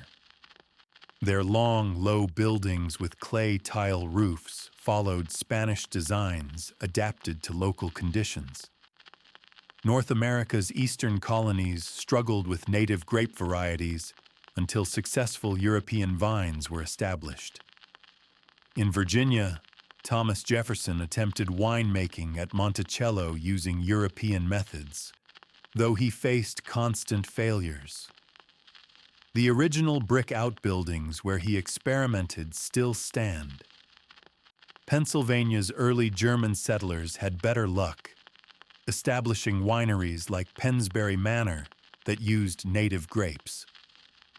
Their stone cellars and spring houses provided cool storage, following traditions from the Rhine Valley. The 1800s brought industrial-scale winemaking to America. In Ohio's Lake Erie region, commercial wineries like Lon's Winery on Middle Base Island used local Catawba grapes. Their buildings featured limestone construction and underground cellars for temperature control. Missouri's German immigrants established vineyards along the Missouri River, with stone cellars like those at Stonehill Winery in Herman that remain tourist attractions today. These Midwestern wineries shipped large quantities of wine by steamboat until Prohibition. California's wine industry grew rapidly after statehood. Italian immigrants like the Sparborough family built wineries in the Napa Valley using local stone and wood. The original Francis Ford Coppola Winery in Sonoma preserves this early 20th century architecture. Greek immigrants established the Santa Clara Valley wine region, with wineries like Paul Masson using California Mission Revival-style buildings. The University of California at Berkeley established a viticulture program that helped standardize practices across the state. South Africa's wine history began at the Cape of Good Hope in 1659. The Dutch East India Company planted vineyards to supply ships, using Cape Dutch architecture, whitewashed gabled buildings that remain iconic today. Groot Constantia, established in 1685, preserves these original buildings as a museum. The traditional Cape style combined Dutch, German, and French influences in both winemaking and architecture. Slave labor built many early wineries, with original slave quarters still visible at some historic estates. Australia's wine industry started with British colonization in 1788. The MacArthur family established Camden Park near Sydney, using Georgian-style buildings adapted to the climate. German settlers in the Barossa Valley built wineries like Seppeltsfield in the 1850s, featuring Germanic architecture with Australian adaptations. Their underground cellars and above-ground stone buildings remain in use. The Hunter Valley's early wineries like Wyndham Estate used simple timber and iron constructions suited to the hot climate. New Zealand's wine history is more recent, beginning in earnest in the 1970s. Early wineries like Mission Estate in Hawke's Bay adapted existing fruit processing buildings. The traditional New Zealand shed style of winery construction, simple, functional buildings, remains common, though some larger wineries now use more elaborate designs. Marlborough's first commercial winery, Montana Brancott Estate, preserves its original 1970s buildings alongside modern eau. The modern era of winemaking brought standardization to the industry. In California's Napa Valley, wineries adopted similar designs featuring tasting rooms with long wooden bars and outdoor patio areas. Places like Robert Mondavi Winery established the template. Mission-style architecture with red tile roofs, courtyard fountains, and rows of oak barrels on display. Visitors follow predictable tour routes through fermentation rooms and barrel caves before ending in the retail area. Most wineries along Highway 29 offer nearly identical experiences, differing mainly in the wines poured and logo merchandise sold. European wine regions maintained their traditional appearances while modernizing operations. Bordeaux's Grand Chateau like Margaux and Lafite Rothschild kept their 18th century facades while installing stainless steel tanks indoors. The cellars remain lined with identical oak barrels, replaced on regular schedules. Tours follow set scripts discussing terroir and aging processes before concluding with samples in nearly identical tasting rooms. Small family wineries in Burgundy preserved their stone fermentation buildings while adding modern temperature controls, creating hybrid facilities that look old outside but function with new technology inside. Australia's wine industry developed characteristic styles seen throughout the Barossa Valley. Large producers like Penfolds use functional metal buildings alongside historic stone structures. The typical visitor center features corrugated iron roofs, broad verandas, and displays of antique harvesting equipment. Tours emphasize the region's German immigrant heritage before offering samples in nearly identical tasting areas. Even smaller wineries follow this pattern, differing mainly in scale rather than layout or presentation. South America's wine regions adopted similar modernization patterns. In Argentina's Mendoza province, wineries like Catena Zapata combined Spanish colonial architecture with state-of-the-art facilities. The typical bodega features adobe-style walls, enclosing temperature-controlled fermentation halls. Visitor experiences follow predictable sequences: vineyard tours explaining high-altitude growing conditions, walks through barrel rooms, and tastings at long wooden bars. Most include token displays of traditional concrete fermentation vats, now used only for show. South Africa's wine country around Stellenbosch preserved Cape Dutch architecture while updating production methods. Whitewashed gabled buildings house modern tasting rooms where visitors sample wines in settings that mimic 18th century decor. The standard tour includes historical anecdotes about early settlers before transitioning to contemporary winemaking practices. Even new constructions like Delaire Graff Estate incorporate traditional design elements to maintain regional character while using current technology. New Zealand's Marlborough region developed its own version of standardized wine tourism.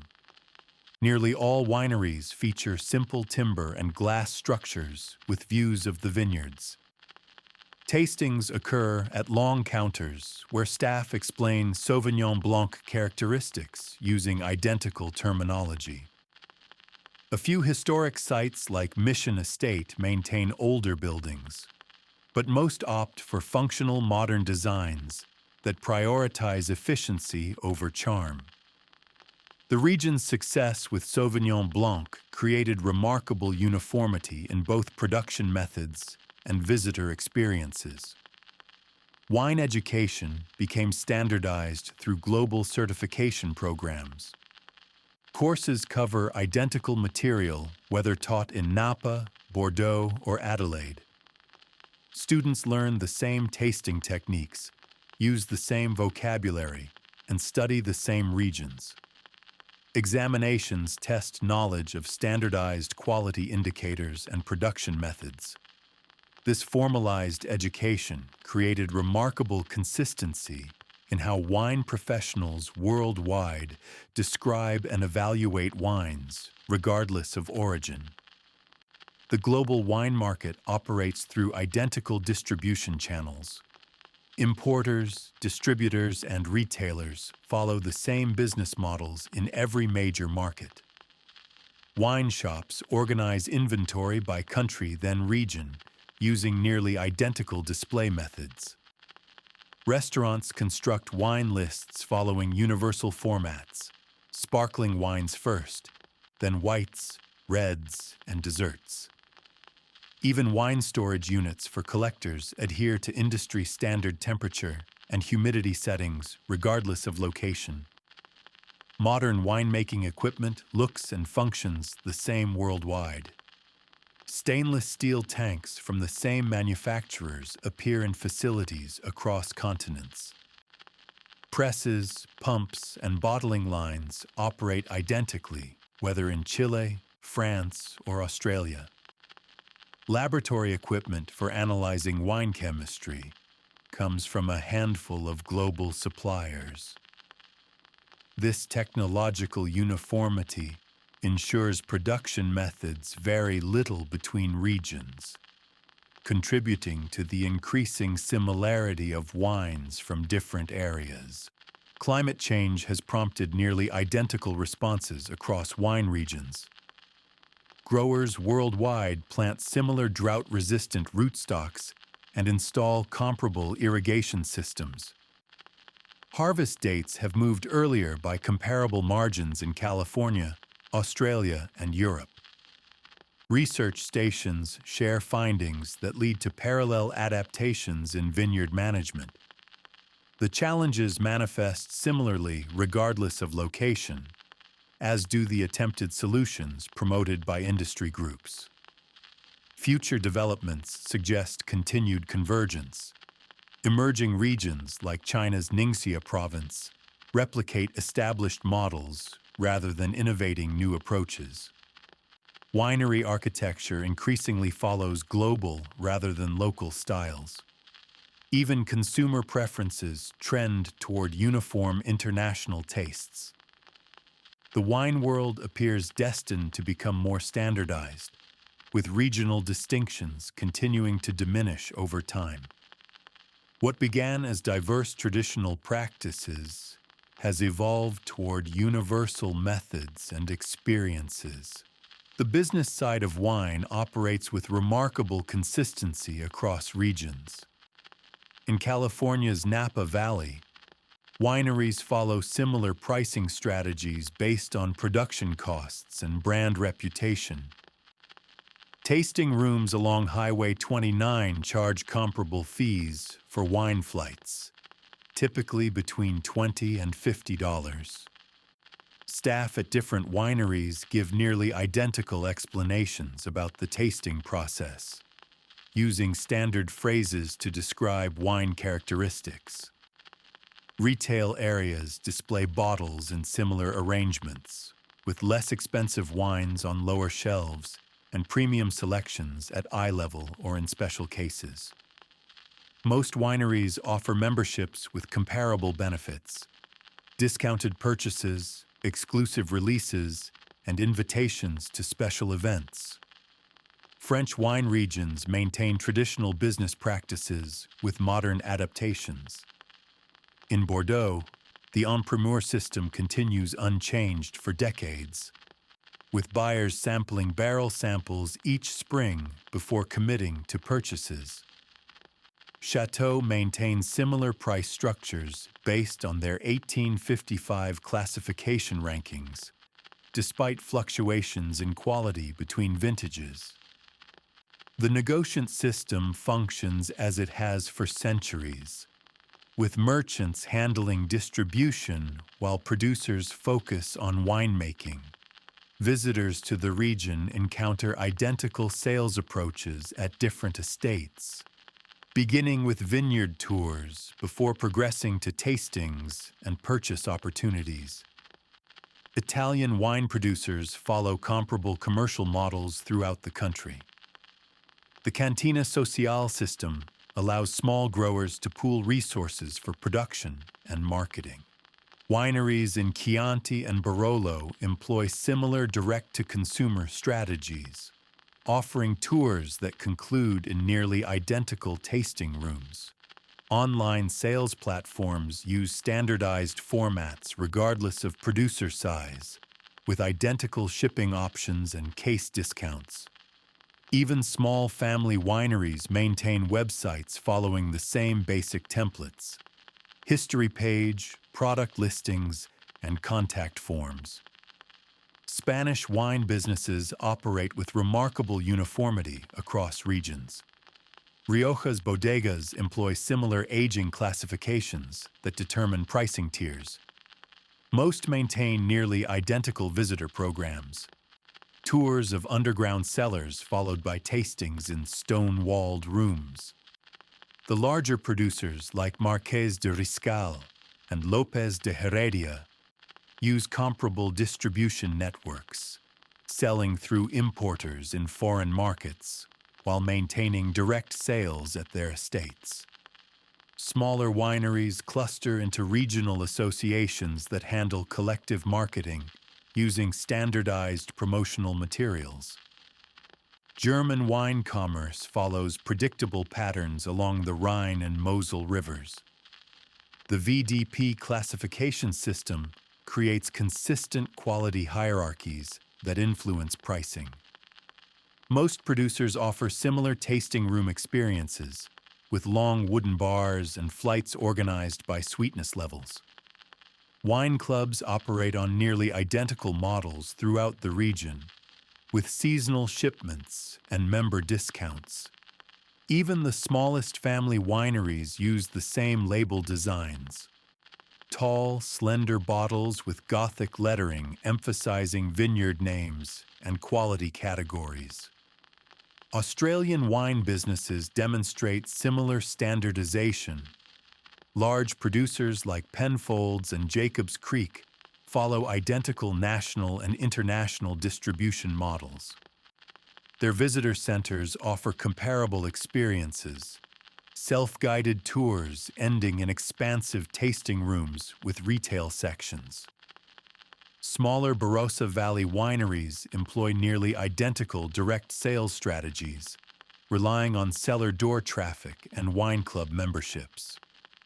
Pricing follows predictable patterns based on grape variety, region, and production volume regardless of producer size. South American wine industries operate with parallel business structures. Argentina's Mendoza region relies heavily on export markets, with wineries using similar international distributors. Domestic sales follow identical patterns: premium wines sold in major cities, value brands in supermarkets. Chilean producers emphasize foreign markets even more strongly, with nearly all large wineries maintaining identical export-oriented production strategies. Visitor experiences at major estates like Concha y Toro follow scripted routines combining historical narratives with modern winemaking explanations before concluding in similar tasting rooms. The global wine trade functions through standardized financial systems. Letters of credit, shipping contracts, and customs documentation follow identical formats regardless of origin or destination. Insurance products cover standard risks. spoilage, breakage, and temperature fluctuations during transit. Payment terms repeat across markets, typically net 30 or 60 days for commercial buyers. Even small wineries use accounting software specifically designed for the wine industry, tracking inventory and sales in nearly identical ways worldwide. Marketing approaches show remarkable consistency across regions. Social media campaigns emphasize similar visual elements: vineyard landscapes, harvest activities, and cellar operations. Influencers use identical tasting note formats, whether reviewing California Cabernet or French Burgundy. Print advertising follows comparable creative strategies, with bottle shots accompanied by brief tasting descriptions and awards listings. Trade show booths employ similar designs: wood finishes, backlit displays, and tasting counters arranged to maximize traffic flow. Future business trends suggest continued convergence. E-commerce platforms standardize online sales experiences across borders. Blockchain applications promise identical provenance tracking from vineyard to consumer. Direct-to-consumer shipping regulations gradually align between countries. The wine business appears destined for increasing uniformity as global markets integrate further and best practices spread universally. Regional distinctions that once defined commercial approaches continue diminishing as standardized models dominate worldwide. Wine production follows similar patterns in most parts of the world today. In California, the process begins each year with pruning vines in January and February. Workers move systematically through rows of grapes, cutting back last year's growth in preparation for the new season. Large wineries in places like Napa Valley use machines for many tasks, while smaller producers still do some work by hand. The weather remains a constant concern, with growers checking forecasts daily and adjusting their plans accordingly. The buildings used for making wine look much the same everywhere. Large metal tanks stand in rows inside warehouse-like structures. Wooden barrels fill storage areas where the temperature and humidity stay carefully controlled. Tasting rooms typically have long counters where visitors can sample wines, with shelves displaying bottles for sale. Many feature outdoor seating areas with views of vineyards. The designs follow practical needs rather than standing out as unusual or creative. Harvest time brings similar activity across wine regions. Workers pick grapes when tests show the right sugar levels, usually between August and October. The fruit travels quickly to the winery where machines remove stems and crush it. Juice flows into tanks to begin fermentation, a process that happens the same way whether in France, Australia, or South America. Workers monitor temperatures and take samples to check progress at regular intervals. Rules about wine names and labels create uniformity between countries. Certain words like reserve or estate bottled mean specific things that don't change from place to place. Government agencies check that wineries follow these requirements before approving sales. The information on back labels tends to repeat the same details about alcohol content, producer location, and grape varieties. Wine shops organize their selections in predictable ways. Bottles grouped together by country first, then by region within that country. Price tags show cost per bottle clearly, with more expensive wines often kept in separate cases or behind counters.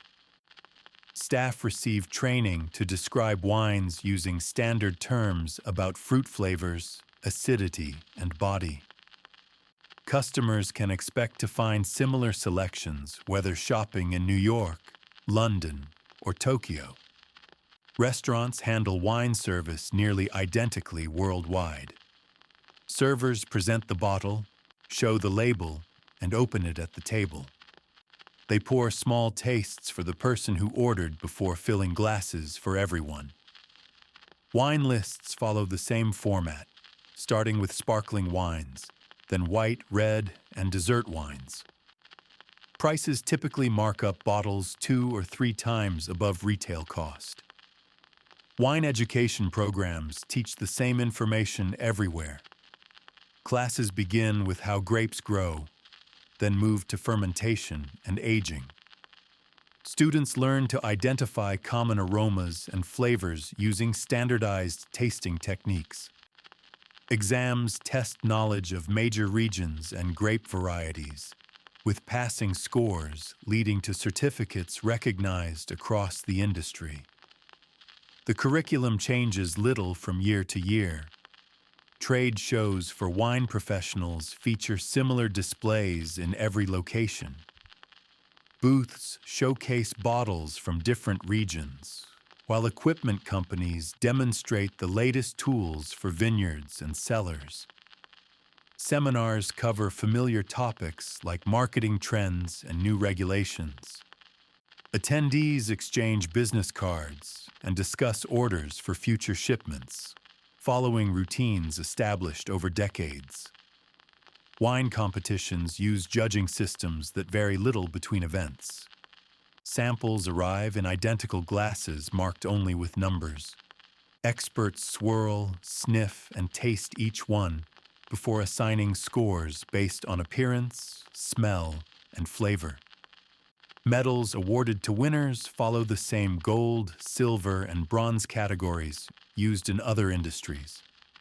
Results get published in formats that make easy comparisons between vintages and producers. Climate change affects all wine regions in comparable ways. Warmer temperatures cause grapes to ripen earlier than in the past. Drought creates problems for irrigation in places like California and Australia alike.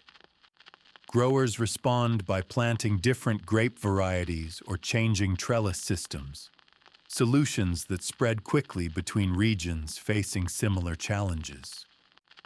Research stations share findings that help vineyards adapt to shifting weather patterns.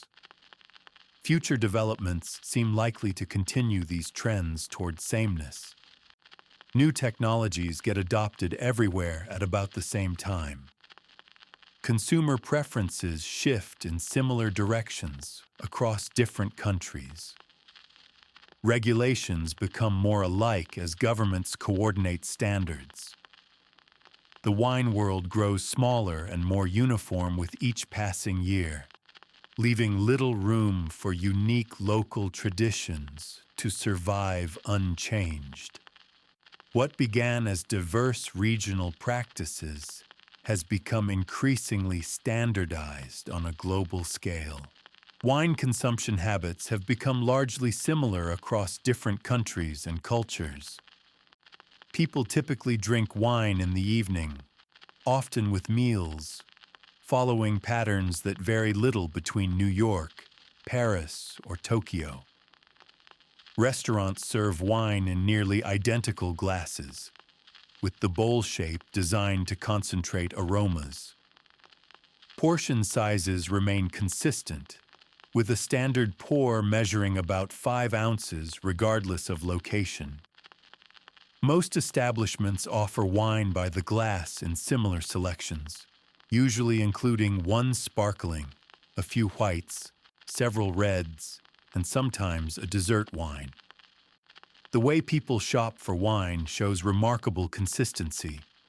Supermarkets arrange bottles by country of origin, then by color: white, red, then rosé.